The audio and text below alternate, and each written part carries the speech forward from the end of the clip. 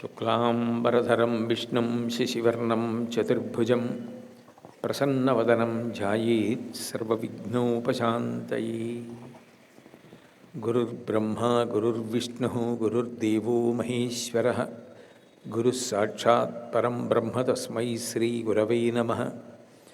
వ్యాసాయ విష్ణురూపాయ వ్యాసరూపాయ విష్ణవే నమో వై బ్రహ్మనిధయే వాసిష్ఠాయ నమో నమః.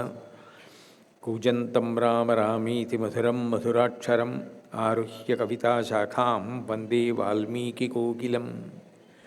శృతిస్మృతిపురాణానాం ఆలయం కరుణాలయం నమామి భగవత్పాదశంకరం లోకశంకరం.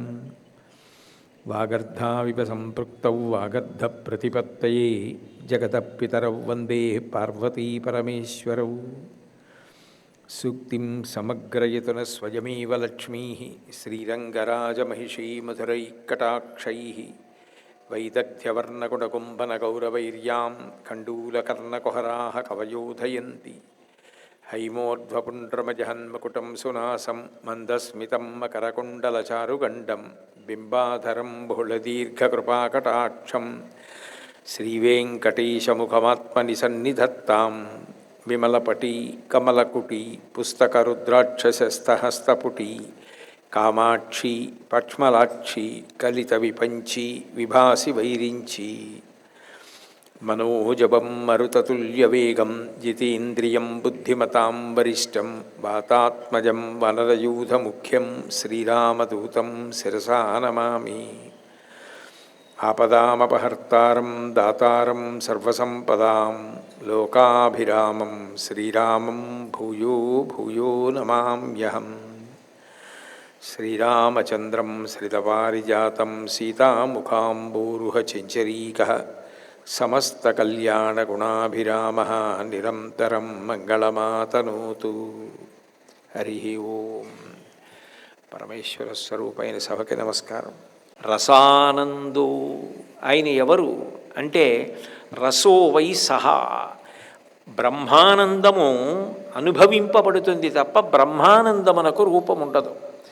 బ్రహ్మానందము ఒక రూపమును ధరించిందనుకోండి, అదే కృష్ణ పరమాత్మ. అందుకే కృష్ అంటే నిరతిశయ ఆనందం. నిరతిశయ ఆనంద ఘనమునకే కృష్ణుడు అని పేరు. అందుకని రసో వై సహా అని కృష్ణుడికి పేరు. బ్రహ్మానందము ఘనీభూతమైతే కృష్ణుడు అని. అటువంటి పరబ్రహ్మస్వరూపం ఘనీభూతమైనటువంటి బ్రహ్మానందం ఎవరైతే ఉన్నాడో, ఇక ఆయనకు ఇతర ఆనందముల యొక్క సంబంధం ఎక్కడుంటుంది? ఇతరమైన ఆనందములు ఆయనకు అవసరమవుతాయా? ఆయనకి ఇతర ఆనందముల సంబంధము లేదు. పతాక స్థాయి ఆనందం ఏదున్నదో అదే ఘనమై కృష్ణ పరమాత్మ అయితే అదే రూపాంతరమై జగన్నాథుడైంది. అంటే బ్రహ్మానందము ఘనమైతే దర్శనమే జగన్నాథ దర్శనము. అంతేకాదు, భగవంతుని యందు ఉండే విశేషం ఏమిటంటే ధర్మము రూపమును ధరిస్తే రాముడు. అందుకే రామో విగ్రహవాన్ ధర్మ అంటాడు మారీచుడు. ధర్మము కరచరణాదులతో ఈ భూమి మీద కదలాడి విడితే అది రామచంద్రమూర్తిగా చెప్తారు. అలాగే బ్రహ్మానందము ఘనమై నిలబడితే దాన్ని కృష్ణ పరమాత్మగా చెప్తారు. అటువంటి కృష్ణ పరమాత్మ రసో వై సహా రసానందో. ఆయన రాధా సరసి వపురాలింగన సుఖో. రాధాదేవిని పక్కన పెట్టుకొని ఆమె యొక్క శరీరమును గట్టిగా కౌగిలించుకొని సుఖాన్ని పొందుతూ ఉంటాడట. అదేమిటండి, రాధాదేవిని పట్టుకొని సుఖపడవలసిన అవసరం ఆయనకేమిటి? ఆయనే రసానందో. రసో వై సహా అని శంకరాచార్యులు వారే చెప్తున్నారు కదా. రసానందో, రసము ఆనందము బ్రహ్మానందమే ఘనమైనటువంటి వాడు. రాధా సరసి, రాధమ్మని పక్కన పెట్టుకుని ఆలింగనవపు, ఆవిడ యొక్క శరీరమును గట్టిగా కౌగిలించుకుని సుఖమును అనుభవిస్తూ ఉంటాడట. ఏమిటి దాని అర్థం అంటే, మీకు రాధాస్వరూపమును గురించి మనకి భాగవతంలో ఎక్కువ కనపడదు. భాగవతంలో నిజానికి రాధాదేవి గురించి ఎందుకు లేదు అన్నదానికి పెద్దలు దానికి జవాబు చెప్పారు. ఎందుకు రాధాదేవి గురించి లేదు అంటే, స్మరణమాత్రేణ శుకబ్రహ్మకి రాధాదేవి అంటే ఎంత భక్తి అంటే మూర్ఛా షణ్మాసికో భవేత్. రాధాదేవిని స్మరించిన, రాధాదేవి పేరు పలికిన శుకబ్రహ్మ ఆనందంతో 6 నెలలు మూర్ఛపోతాడు. అంటే రాధాదేవి పేరెత్తితే అంత ఆనందం శుకబ్రహ్మకి. శుకబ్రహ్మ వామదేవుడు వీళ్ళిద్దరూ కర్మ అనుభవించడానికి వచ్చిన వారు కాదు సృష్టిలో. సృష్టిలో ఏ ప్రాణి వచ్చినా కర్మ ఫలితాన్ని అనుభవించడానికి వస్తారు, పాపపుణ్యములు అనుభవించడానికి. కారణజన్ములై అట్లా రాని వాళ్ళు ఇద్దరే, ఒకడు శుకుడు, ఒకడు వామదేవుడు. అటువంటి శుకబ్రహ్మకి రాధాదేవి అంటే ఎంత భక్తి అంటే ఆవిడ పేరెత్తితే 6 నెలలు మూర్ఛపోతాడు ఆయన. 6 నెలలు మూర్ఛపోతే 7 రోజులలో భాగవతం అయిపోవాలి. పరీక్షిత్తుగా 7 రోజులే ఆయుర్దాయం. 7 రోజులలో భాగవతం చెప్పాలి అంటే రాధాదేవి పేరు శుకుడు ఎత్తకూడదు, స్మరించకూడదు. ఎత్తాడో స్పృహ తప్పుతాడు. స్పృహ తప్పుతాడంటే ఆనందంలో మూర్ఛపోతాడు. అందుకని రాధ పేరు ఎత్తలేదు. అసలు ఎవరి రాధ అంటే రాధాదేవి గురించి రాధా తత్వంలో అనేక పురాణాలు మాట్లాడాయి. బ్రహ్మవైవర్త పురాణం దగ్గర నుంచి రాధమ్మ గురించి ఎన్నో విశేషాలు ఉన్నాయి. ఈ రాధాదేవి నిజానికి ప్రకృతి స్వరూపిణి. గోలోకే రాధికా స్వయం, ఆమె గోలోకమునందు ఉంటుంది అని.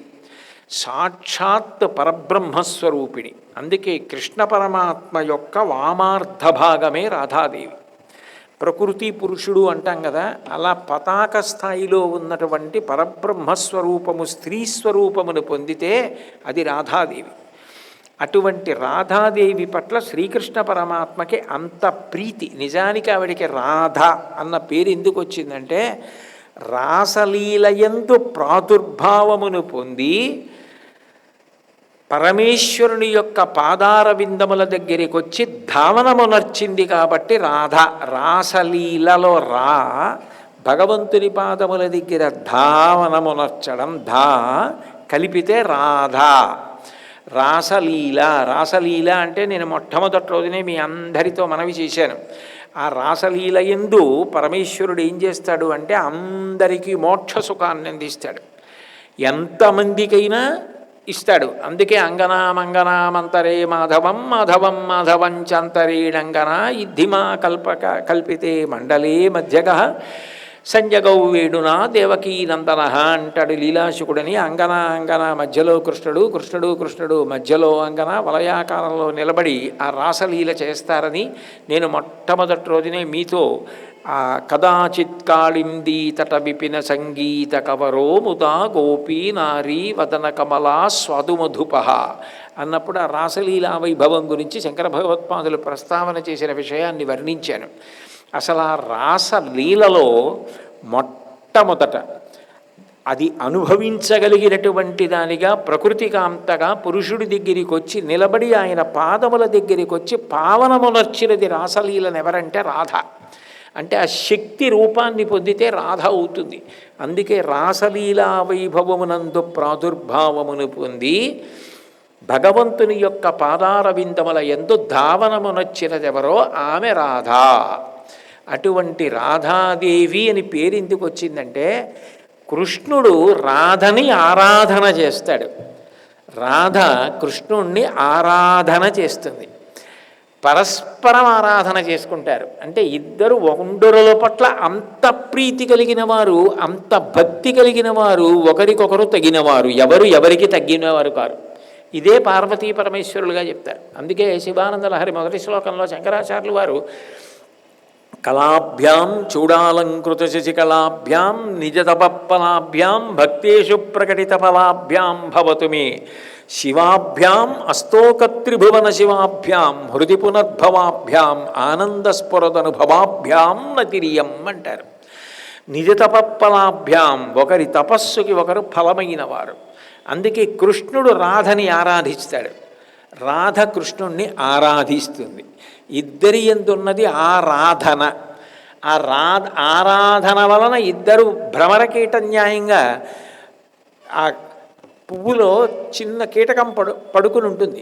భ్రమరం వచ్చి గండు చూపులు చూస్తూ ఝంకారం చేస్తూ తిరుగుతుంటే తదేక దృష్టితో చూసి ఇది అది అయిపోతుంది.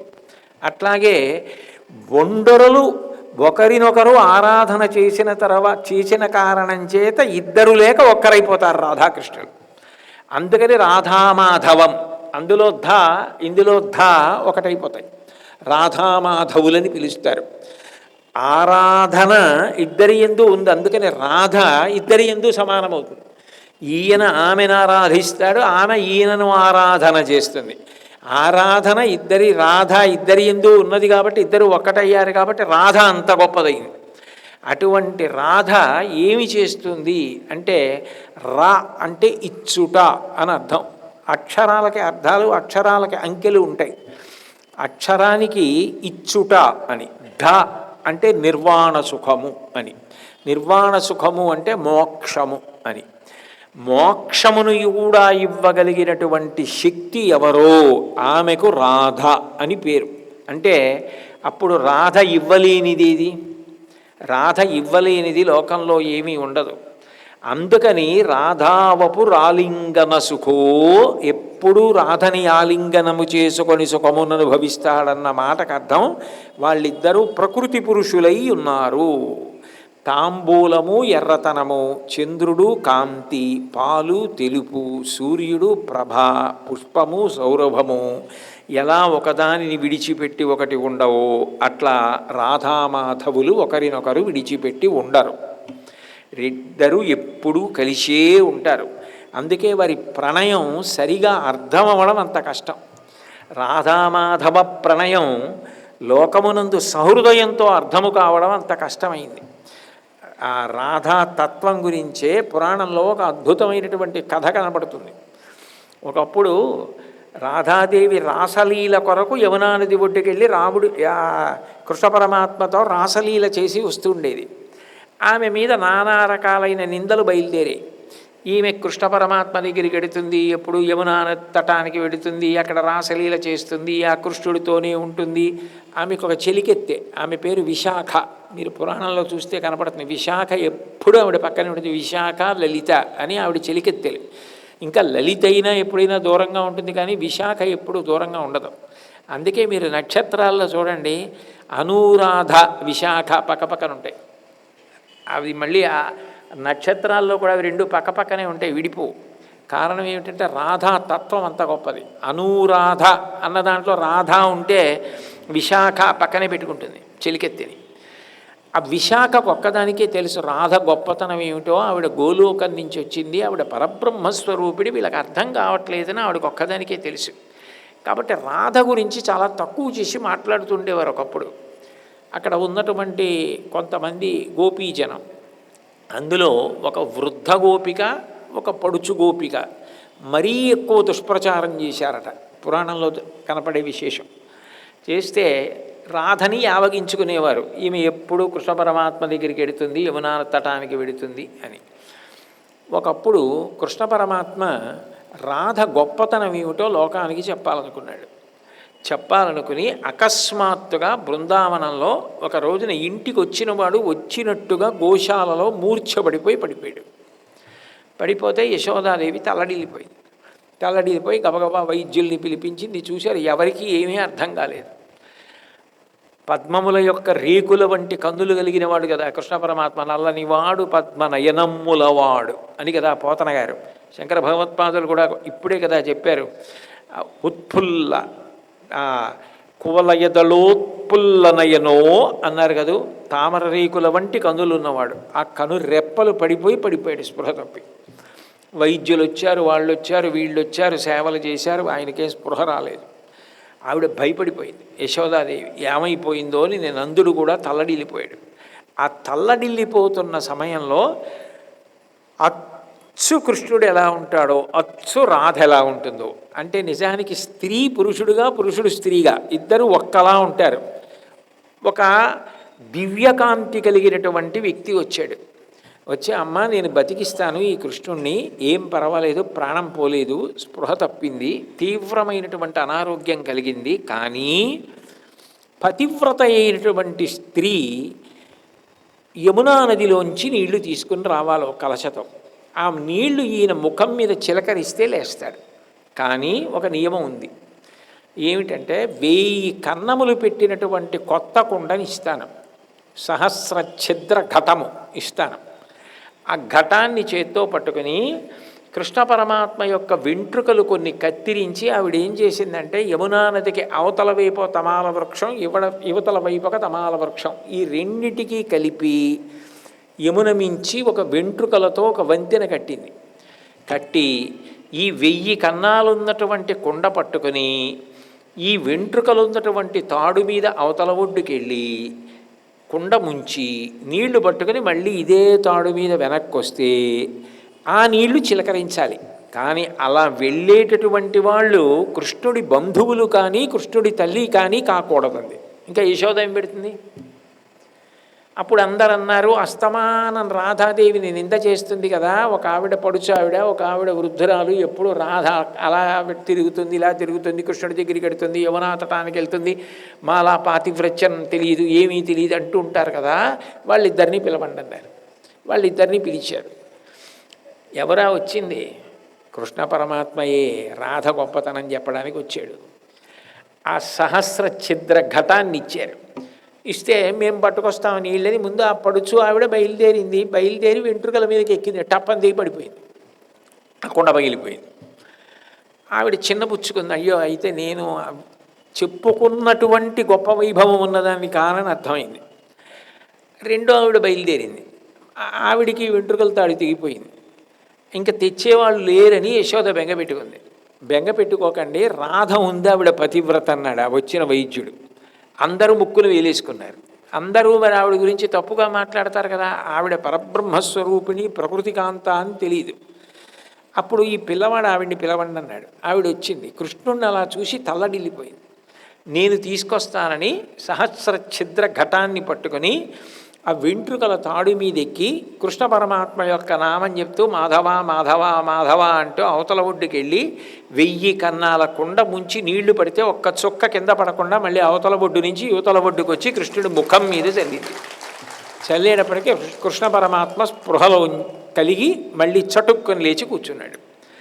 అప్పుడు రాధాపాతివ్రత్యం ఏమిటో అగ్నికి చెదలు పడతాయా? ఆవిడ ప్రకృతి కాంత, ఆయన పురుషుడు, వాళ్ళ అనుబంధం ఆది నుంచి ఉన్న అనుబంధం, దానికి ఇంకొక పేరు పెడితే ఎలా కుదురుతుంది? అది రాసలీలయందు ప్రాదుర్భావమును పొంది ధామనమునర్చి రాధయైన తల్లి ఆవిడ. అప్పుడు అందరూ చెంపలేసుకొని రాధాదేవి యొక్క గొప్పతనం ఎటువంటిదో తెలుసుకున్నారు. అంత గొప్పది రాధ అని చెప్తారు. అంటే సాక్షాత్ ప్రకృతి కాంత కృష్ణ పరమాత్మ యొక్క ఎడమ వైపు నుంచి వచ్చింది. కృష్ణుడి పాదాలు నిజానికి ఎక్కడుంటాయంటారంటే ఎప్పుడు రాధ గుండెల్లో ఉంటాయిట. రాధ గుండెల్లో ఎందుకు ఉంటాయంటే ఉపాసన చేసి ఆరాధన చేసి కృష్ణపాదములను తన హృదయమునందు పెట్టుకుందిట. దానికి పురాణంలో ఒక విచిత్రమైన కథ ఒకటి చెప్తారు. ఒకప్పుడు రాధాదేవి గోకులానికి వచ్చింది. అది కురుక్షేత్ర యుద్ధం అయిపోయిన తర్వాత జరిగినటువంటి విశేషం. గోపకాంతలందరూ ఏం చేశారంటే ఆవిడకి ఏదో ఆహారం పెట్టారు. ఇందులో రాధ ఎవరు అని అడిగింది రుక్మిణీదేవి. అదిగో నల్ల బట్టలు కట్టుకున్న ఆవిడ రాధ అన్నారు. వేడి పాలు తెచ్చి తొందరపాటున గమనించకుండా రాధకిచ్చి తాగమ్మ తాగు అంది. రుక్మిణీదేవి ఇచ్చిందని ఆవిడ కృష్ణ పరమాత్మ వంక చూస్తూ ఆయనని చూడటంలో ఉన్న ఆనందంలో మైమరచిపోయి అంత వేడి పాలు తాగేసింది. రాత్రి కృష్ణుడు పడుకున్నప్పుడు రుక్మిణీదేవి ఆయన పాదములు ఒత్తడానికి వచ్చింది. అరికాళ్ళు బొబ్బలెక్కున్నాయి. అడిలిపోయింది రుక్మిణీదేవి. ఏం జరిగింది? ఇంత కోమల పాదములు బొబ్బలెక్కాయింది. నువ్వు రాధకి వేడి పాలిచ్చి తాగేయి అన్నావు, నన్ను చూస్తూ పరవశంలో రాధ అంత వేడి పాలు తాగేసింది. ఆవిడ హృదయమునందు నా పాదములున్నాయి, ఆ వేడి పాలు తగిలి నా కాళ్ళు బొబ్బలెక్కాయి అన్నాడు. అంటే రాధ యొక్క ఆరాధన ఎంత గొప్పగా ఉంటుందో, ఒక నిమిషం విడిచిపెట్టకుండా ఎప్పుడూ గుండెలలో గుడి కట్టి ఆరాధన చేసేది ఎవరంటే ఆమె రాధ. అంత గొప్ప తల్లి. నిజానికి రాధా ప్రాదుర్భావం గురించి ఒక విశేషం ఉంది. పురాణంలో ఉండేటటువంటి కథే, ఇవన్నీ నా కల్పితాలు కావు. పార్వతీ పరమేశ్వరుల ఆది దంపతులు. ఎప్పుడూ పార్వతీదేవి పరమశివుణ్ణి అనువర్తిస్తుంది, మహాపతివ్రత. నిజానికి పరబ్రహ్మమునకు స్త్రీ పురుష లింగభేదం ఎలా అన్వయం అవుతుంది? స్త్రీ పురుష పండిత పామర కుల మత వర్ణ వర్గ విచక్షణలు వాళ్ళకి అన్వయం కావు. అందుకే స్త్రీ పురుష నపుంసక మూర్తియును కాక తిర్య కమర నరాది మూర్తియును కాక కర్మ గుణ భేద సదసత్ప్రకాశి కాక వెనుకనన్నియుతానగు విభుతలంతు అంటారు భగవంతుడిని. ఆయన స్త్రీ కాదు, పురుషుడు కాడు, నపుంసకుడు కాదు, ఆయన పరంజ్యోతి స్వరూపం. ఆయనకి నిజానికి ఒక రూపంతో చూడడానికి మనం అటువంటి ఒక సాకార రూపమును భగవంతుడు ధరించి మనని అనుగ్రహిస్తాడు. యథార్థమైన శివస్వరూపం ఏమిటో పోతన గారు భాగవతంలో చెప్తారు. అగ్నిముఖంబు పరాపరాత్మకమాత్మ కాలంబు గతి రత్నగర్భ పదము శ్వశనంబు నీయుర్పురసన జలీషుండు దిశలు కర్ణంబులు దివము నాభి సూర్యుండు కందులు శుక్లంబు సలిలంబు సర్వౌషధులు రోమచయ్యము శల్యంబులద్రులు మానస మమృతకరుండు ఛందములు ధాతువులు ధర్మ సమితి హృదయ మాస్య పంచక ఉపనిషదాహ్వయంబైన నీరూపు సదసత్వమై శివాఖ్యయై స్వయం జ్యోతి అయ్యప్పు ఆద్యమగుచు అంటారు. సమస్త బ్రహ్మాండమంతా కలిపి శివస్వరూపం. ఆయన అడుగు తీసి అడుగు వేస్తే కాలం. అటువంటి స్వరూపాన్ని మనం చూడలేం కాబట్టి భక్తులైన వారిని అనుగ్రహించడానికి ఆయన ఒక్కొక్క రూపాన్ని తీసుకున్నాడు. 63 లీలామూర్తులు అందుకే పరమశివుడికి. అట్లా పొందగలిగినటువంటి పార్వతీ పరమేశ్వరుడు ఇద్దరూ కూర్చునుండగా ఒకరోజు పరమశివుడు అన్నాడు, ఒక పరబ్రహ్మమే మనిద్దరం, నువ్వు పార్వతిగా నేను పరమశివుడిగా. లోకమునకు ధర్మమును నిలబెట్టాలి కాబట్టి నువ్వు నన్ను సతిగా అనుగమిస్తూ ఉంటావు, నేను పతిగా ధర్మాన్ని నిర్వచనం చేసి నిన్ను నడిపిస్తూ ఉంటాను. నిజానికి ఇద్దరిలో ఎవరికి ఎక్కువ కాదు, ఇద్దరం సమానులమే. నేను శివుడిగా, నువ్వు పార్వతిగా కొంతకాలం అనుగమించావు. నాకు కోరిక ఉంది, నేను స్త్రీని అవుతాను, నువ్వు పురుషుడివిగా కొంతకాలం అన్నాడు. ఇదేదో బాగానే ఉంది మీరు చెప్పింది, ఒక పరబ్రహ్మమే కదా, మీరు శివుడిగా నేను పార్వతిగా ఉన్నాను సగభాగం, తిరగేద్దాం. మీరు స్త్రీ కండి, నేను పురుషుడిని అవుతానంది ఆవిడ. అయితే ఆయన అష్టప్రకృతులు, ఎందుకనంటే పరమశివుడికి అష్టమూర్తి తత్వం ఉంది. భౌరంభంశనలో నిలోంబర మహార్నాథో హిమాంసు పుమాన్ నిత్యాభాతి చరాచరాత్మకమిదం యస్యైవ మూర్త్యష్టకం నాణ్యకించన విద్యతే విమృశతాం యస్మాత్ పరస్మాత్ విభో తస్మై శ్రీ గురుమూర్తయే నమ ఇదం శ్రీ దక్షిణామూర్తయే అంటారు శంకర భగవత్పాదులు దక్షిణామూర్తి అష్టకంలో. ఆయన కాంచీపురంలో పృథ్వీలింగం, జంబుకేశ్వరంలో జలలింగం, అరుణాచలంలో అగ్నిలింగం, చిదంబరంలో ఆకాశలింగం, శ్రీకాళహస్తిలో వాయులింగం, కోణార్కలో సూర్యలింగం, సీతాకుండంలో చంద్రలింగం, ఖట్మండులో యజమానలింగం. 8 ఆయన అష్టమూర్తులు. అందుకే శివపూజ చేయాలంటే ఖాళీ ఎక్కువ సమయం లేదనుకోండి, భవాయ దేవాయ నమః, శర్వాయ దేవాయ నమః, ఈశానాయ దేవాయ నమః, పశుపతేర్దేవాయ నమః, రుద్రాయ దేవాయ నమః, ఓం భీమాయ దేవాయ నమః, మహతే దేవాయ నమః 8 నామాలు చెప్పేస్తే శివపూజ అయిపోయింది సమయం లేనప్పుడు.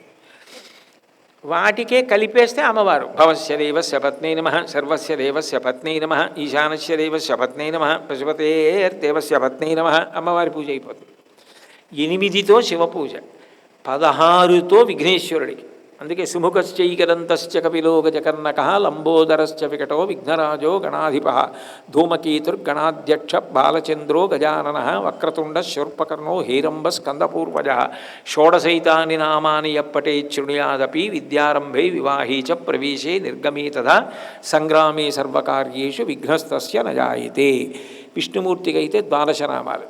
ఇవి అలా ఎందుకు వస్తాయంటే మళ్ళీ ఆ అంకెకు ఒక తత్వం ఉంటుంది, అందుకని ఒక అంకెతో సంకేతిస్తారు. పరమశివుడికి 8 అష్టమూర్తి తత్వం ఉంది. మరి అష్టమూర్తులు ఏం కావాలి అంటే శివుడు అన్నాడు, నేను స్త్రీనై పార్వతీ నువ్వు పురుషుడవైతే నా అష్టమూర్తులు నీకు ప్రధానమైనటువంటి 80 భార్యలు అవుతారు. అందుకే పార్వతీదేవి నలుపు, కృష్ణుడు నలుపు, నారాయణ నారాయణి అన్నా చెల్లెళ్ళు. ఆయన ప్రతిజ్ఞ ఏమిటి? యదా యదా హి ధర్మస్య గ్లానిర్భవతి భారత అభ్యుత్థానమధర్మస్య తదాత్మానం సృజామ్యహం ఎప్పుడెప్పుడు అధర్మము పెచ్చుమీరుతుందో, ఎప్పుడెప్పుడు రాక్షసులు ప్రబలుతారో అప్పుడప్పుడు వాళ్ళని సంహరించి సాధు పురుషుల్ని నేను రక్షిస్తాను అని కృష్ణ పరమాత్మ ప్రతిజ్ఞ. దేవి భాగవతంలో అమ్మవారైతే యదా యదా హి సాధూనాం దుఃఖం భవతి దానవ తదా తేషాంచ రక్షార్థం దేహం సంధారయామ్యహం. ఎప్పుడెప్పుడు రాక్షసులు పిచ్చుమీరిపోతారో అప్పుడప్పుడు వాళ్ళని సంహరించి సత్పురుషులను కాపాడి ధర్మమును నిలబెడతాను. ఏమిటి తేడా? ఇద్దరిది ఒకటే ప్రతిజ్ఞ. ఆయన అవతారాలు తీసుకుంటాడు. వేదోద్ధారణ మందరాభరణ పృథ్వీ ధర్మ నిర్మాణ ప్రహ్లాదత్రాణ బలిప్రతారణ నృపాహంకార నిర్వాపణ వైదేహీ రమణ ధనంజయ జయ వ్యాపార పారీణ క్షోణీ దివ్యత్కరుణ తమోహరణ తండ్రి వెంకటేశ ప్రభు అని ఆయన అవతారాలు తీసుకుంటాడు విష్ణువు ధర్మ సంస్థాపనకి. అమ్మవారు భ్రమరాంబ, తుల్జా భవాని, వైష్ణోదేవి, కనకదుర్గ, ఇన్ని అవతారాలు ఆవిడ తీసుకుంటుంది. ఇద్దరూ అవతారాలు తీసుకుంటారు, ఇద్దరూ ధర్మ సంస్థాపన చేస్తారు, ఇద్దరూ రాక్షస సంహారం చేస్తారు. కారణం నారాయణ నారాయణి. పురుషస్వరూపం నారాయణ, స్త్రీ స్వరూపం నారాయణి. అందుకే ఇద్దరు అలంకార ప్రియత్వం. అందుకే ఇద్దరు ఒకరోజే పుడతారు.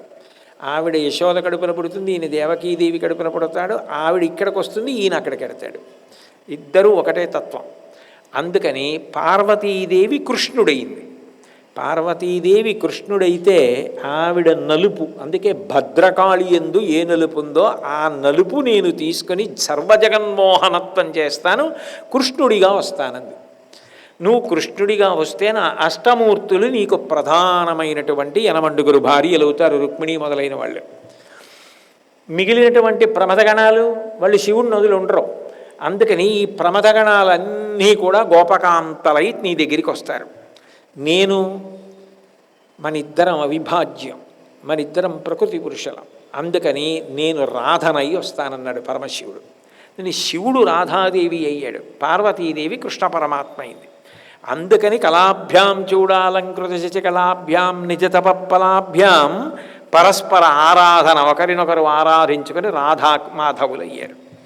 అందుకని శివపార్వతులే రాధామాధవులయ్యారు అని చెప్పి పురాణం వర్ణిస్తుంది. అప్పుడు శివకేశవుల మధ్య భేదము లేదు సుమా, ఉన్నదొక్కటే తత్వము, ఇలా మారినది. అందంగా వాళ్ళల్లో వాళ్ళే లోకమునకు ఒక గొప్ప పవిత్రతని, అటువంటి అద్భుత స్వరూపాల్ని కల్పించడం కోసం ఏర్పాటు చేశారు. అందుకే అసలు ఆ రాధాతత్వం పేరు చెప్పేటప్పటికి శుకబ్రహ్మకి అంత పరమశం. రాధ అన్నారు 6 నెలలు ఆయన మూర్ఛపోతాట ఆనందంలో. 6 నెలలు మూర్ఛపోతే పరీక్షిక్తికి 7 రోజుల్లో భాగవతం చెప్పేవాళ్ళు ఎవరు? ఎలా? ఆయనకి 7 రోజుల్లో ఆయుర్దాయం అయిపోతుంది. అందుకని రాధ పేరు ఎత్తలేదు భాగవతంలో. రుక్మిణిని ప్రధానం చేసి చెప్పి ఊరుకున్నాడు అంటారు. అంటే రాధాదేవి అంత గొప్ప స్వరూపం. అటువంటి రాధాదేవి అన్న మాటకు అర్థం ఏమిటంటే పక్కన అమ్మవారు లేదని నువ్వు అనుకుంటున్నావేమో, అట్లా ఉండదు సుమా. ఆయన పక్కన నువ్వు చూడవు కానీ ఆయన ఎప్పుడూ పక్కన ప్రకృతి కాంత లేని పురుషుడు ఉండడు. ప్రకృతి లేని పురుషుడు అయోమయం, పురుషుడు లేని ప్రకృతి అప్రయోజనం. మీకు బాగా అర్థం అవ్వాలి అంటే, ఒక కారు ఉంది, పరిగెత్తదు, ఏమిటి ఉపయోగం? ఉపయోగం లేదు. ప్రకృతి ఉంది, పురుషుడు, దాని ఎందు చైతన్యం లేదు, పరిగెత్తదు, ఉపయోగం లేదు. శరీరం ఉన్నది, చైతన్యము లేదు, పనికిరాదు. ఇది ఉంది, విద్యుత్తు లేదు, పని చెయ్యదు. రెండూ కలిసి ఉన్నాయి, ఉపయోగపడతాయి. ప్రకృతి పురుషుడు కలిశారు, లోకమునకు ఉపయోగం. అందుకే సీతాదేవి రామాయణంలో సుందరకాండలో ఒక మాట ఉంటుంది, శక్త్యా లోభయితుం నాహం ఐశ్వర్యేణ ధనేనవా అనన్యే రాఘవేణాహం భాస్కరేణ ప్రభాయధ అంటుంది. సూర్యుడి నుంచి సూర్యుడి కాంతి వేరు చెయ్యలేనట్టే రాముడి నుండి నన్ను నువ్వు వేరు చెయ్యలేవు అంది. అంటే సీతారాములు ఎప్పుడూ కలిసే ఉంటారు ప్రకృతి పురుషులుగా, పార్వతీ పరమేశ్వరులు అర్ధనారీశ్వరులుగా కలిసే ఉంటారు. అట్లాగే జగన్నాథుడు రాధాదేవి ఎప్పుడూ కలిసే ఉంటారు.